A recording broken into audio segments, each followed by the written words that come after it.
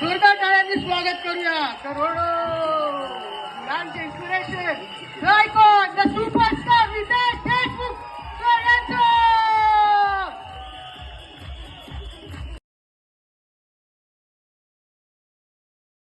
Mobile खाली ठेवा.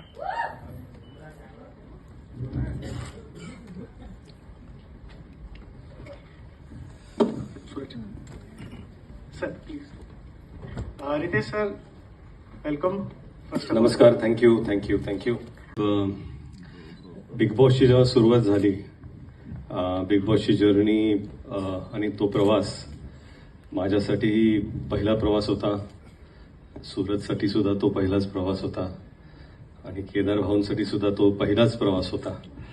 आणि मला आठवतंय तिसरा का चौथा आठवडा होता आणि आम्ही नेहमीच मी, केदार भाऊ, कीर्तन, आम्ही सगळे मिळून ब्रेनस्टॉर्म करायचो रोज. काय घडलंय, काय होतंय, कुठं चाललाय प्रवास. आणि तिसऱ्या आठवड्यात मला केदार भाऊ म्हणाले की भाऊ, सूरज बरोबर एक पिक्चर काढू असं वाटतं मला. हे माहीत नव्हतं की सूरज चौथ्या आठवड्यात बाहेर जाणार आहे का 5व्या आठवड्यात बाहेर जाणार आहे. पण त्यांची कमिटमेंट ही तिसऱ्या आठवड्यात होती, कारण त्यांनी त्यावेळेस सूरजचा प्रवास पाहिला. तो कसा व्यक्ती होता, तो काय बोलत होता तिथे. आणि मला वाटतं की बऱ्याच लोकांना असं वाटत असेल की सूरज बिग बॉस जिंकल्यामुळे,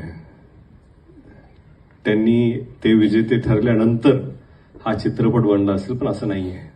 आणि याचा मी साक्षीदार आहे की तिसऱ्या आठवड्यात, आणि मला म्हणाले की सूरज चौथ्या आठवड्यात बाहेर जाऊ द्या का 5व्या आठवड्यात बाहेर जाऊ द्या, सूरज कधीही जरी बाहेर झाला माझ्यासाठी तो विनर आहे तिसऱ्या आठवड्यात.